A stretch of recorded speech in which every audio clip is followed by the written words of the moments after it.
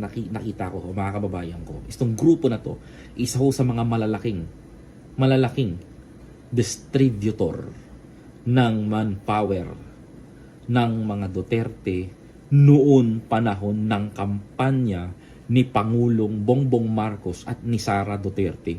Kaya ako ho nakilala itong mga to.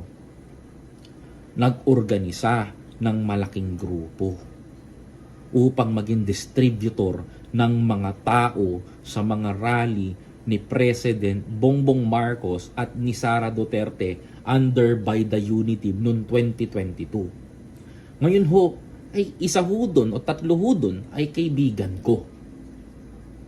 At nalaman ko ho, mga kababayan, na sila ho ay nag-oorganisa na ng isang malakihang people power. At ang nakakatakot po nito, mga kababayan ko, sa bayang